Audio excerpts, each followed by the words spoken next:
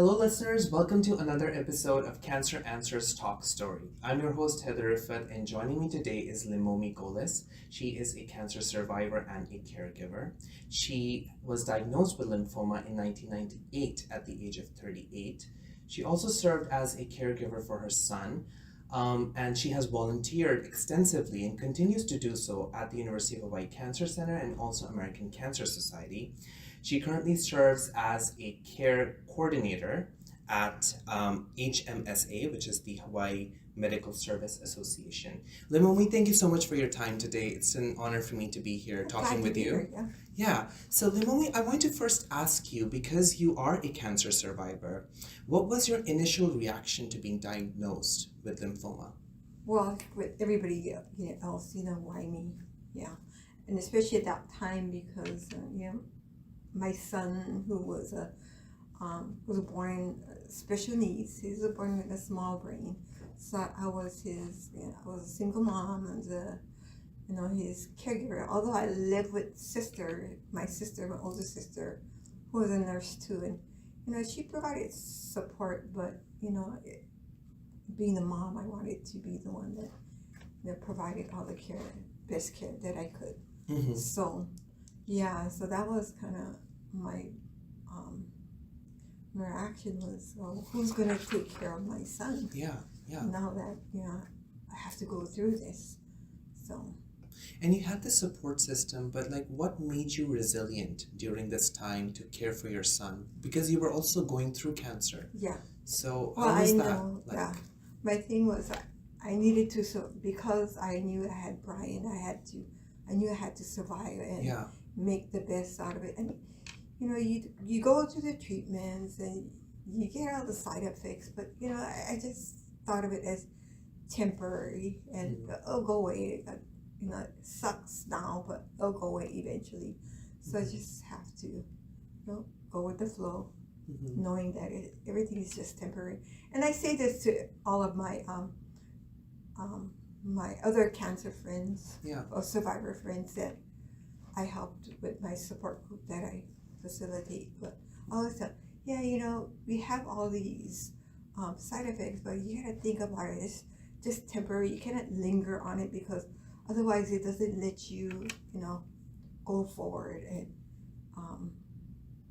get the best out of it, if that's a way to think about it. And you also had a stem cell transplant, which is equivalent to a clinical trial in 1999. Yeah. So how did that help you with cancer? Well, because it was a clinical trial. Yeah, it was a clinical trial. So with clinical trials, it doesn't, you're not designated to do the clinical trial that they have offered. So with the clinical trial, most people don't understand is that if you sign up for a clinical trial, you're either going to have the clinical trial that they want to do or standard treatment. Mm-hmm. So it's like a 50-50. So my oncologist told me that it's like a toss of the coin to see whether you get the research stem cell trial or standard treatment. So I guess I hit heads and I thought to do the stem cell transplant, which that was like almost 24 years ago. So now with all the research, stem cell transplant has gone a long way. It's not as barbaric as it used to be, because I had to go through full body radiation back then, and now they don't do that. But it's become less invasive.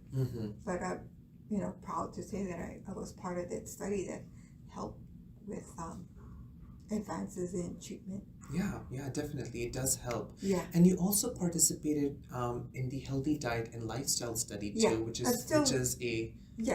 is a clinical trial here at the University of Hawaii Cancer Center. So how was that experience like, and why do you think that trial was important for you to participate in?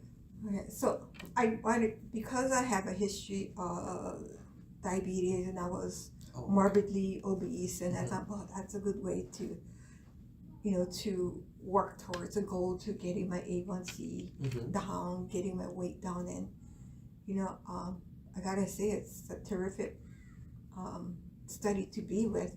I'm still part of it. I've gone through 1 year of it, so they're still kind of monitoring me. So when I first started, my A1C was like almost 7, and now it's like 5.7. So, and I've lost about maybe 25, 30 pounds now. And what is A1C? Oh, it's like they monitor for your diabetes.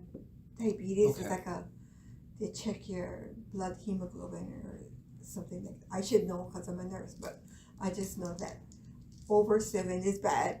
Below 6 is you're good. And but this trial, you lost 30 pounds? I lost 30 pounds. Wow, yeah. That's excellent. Leimomi, thank you so much for taking out time to be here with me and joining me for this podcast. It's an honor for me. Thank you so much. Oh, glad to be here. Yes. Thank you so much, everybody, for watching. That is all for now. You can always go to our website, uhcancercenter.org, for more information. Take care. Until next time.